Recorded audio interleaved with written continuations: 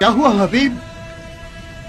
کہاں جا رہے ہیں؟ مجھے کوفہ اور کوفیوں سے گھن آ رہی ہے۔ وہاں جا رہا ہوں جو اس طرح آفت زدہ نہ ہو۔ حسین کوفے کی راہ میں حسین کی طرف جا رہا ہوں۔ کربلا کے شہداء میں ایک نام ایسا بھی آتا ہے جن کی وفاداری اور دوستی کی مثال نہیں ملتی، جنہوں نے اہل بیت کی محبت میں اپنی جان کا نذرانہ پیش کیا، جن کی اس وفاداری کو قیامت تک یاد رکھا جائے گا۔ حبیب بن مظاہر اسدی خاندان بنو اسد کے معروف فرد اور حضرت رسول اکرم صلی اللہ علیہ وآلہ وسلم کے صحابی اور امام علی علیہ السلام، امام حسن و امام حسین علیہ السلام کے وفادار ساتھی تھے۔ حبیب بن مظاہر حضرت علی علیہ السلام کے شاگرد خاص اور وفادار صحابی تھے۔ اپنے مولا علی کے ساتھ جنگوں میں شرکت کی، بہت سے علوم پر دسترس تھی، زہد و تقوی کے مالک تھے۔ 2 محرم 61 ہجری کو حضرت امام حسین کربلا پہنچے۔ 3 محرم 61 ہجری کو آپ نے اپنے وفادار دوست حضرت حبیب ابن مظاہر رضی اللہ عنہ کو خط لکھا۔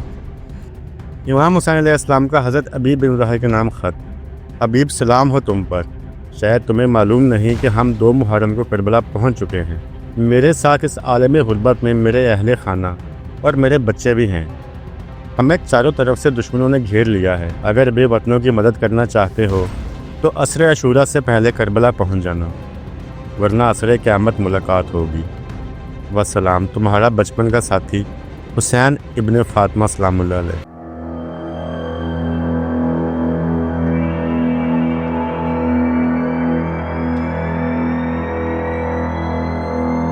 حضرت حبیب بن افراد میں شامل تھے جنہوں نے سب سے پہلے امام حسین علیہ السلام کو کوفہ آنے کی دعوت دی۔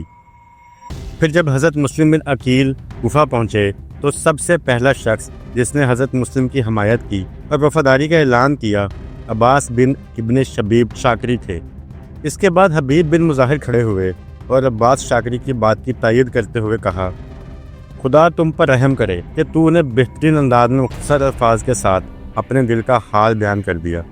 خدا کی قسم میں بھی اس نظریہ پر پختہ یقین رکھتا ہوں جسے عباس نے بیان کیا ہے۔ اس طرح حبیب حضرت مسلم کے بہترین حامی تھے اور مسلم بن عودسہ کے ساتھ مل کر حضرت مسلم بن عقیل کے لیے لوگوں سے بیعت لیتے تھے۔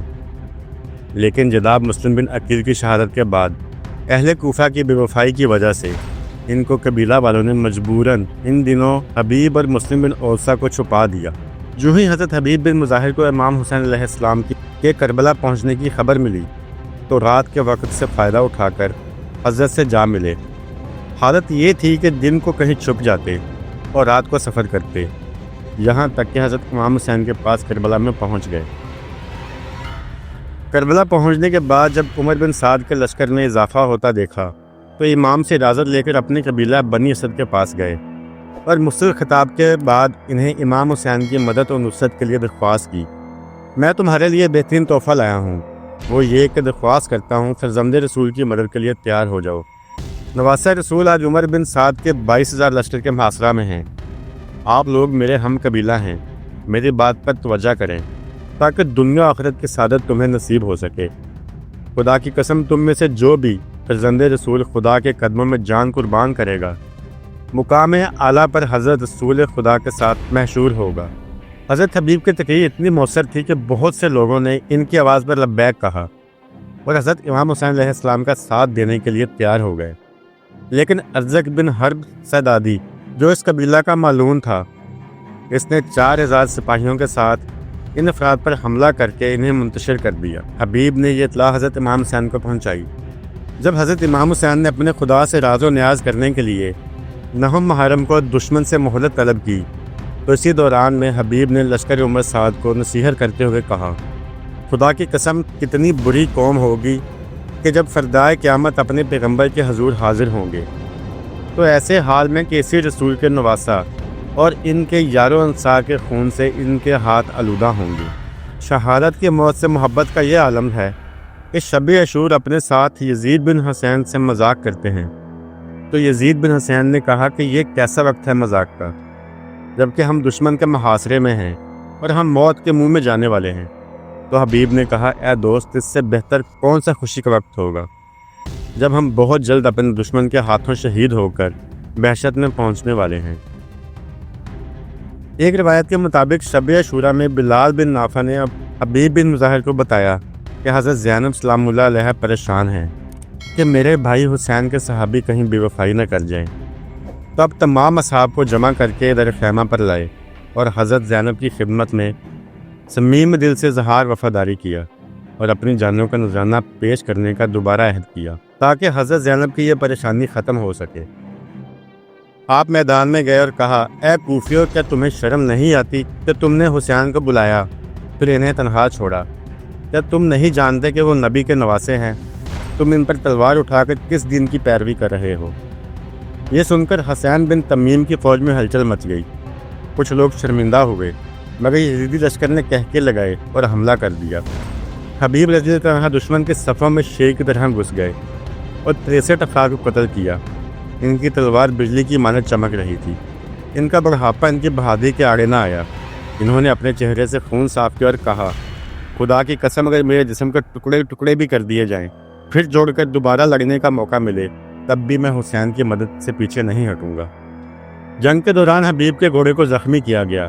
وہ زمین پر آ گرے، پیدل ہو کر بھی لڑتے رہے مگر دشمنوں کی فوج نے انہیں گھیر لیا۔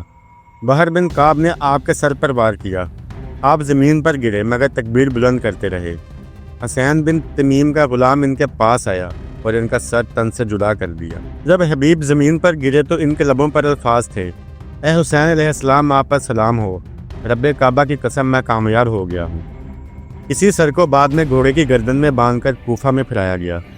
گویا کوفہ کا نامور مجاہد اہل کوفہ سے یہ کہہ رہا تھا، دیکھو یہ سر آل رسول کی خاطر کٹ سکتا ہے لیکن دشمن کے سامنے کبھی جھک نہیں سکتا۔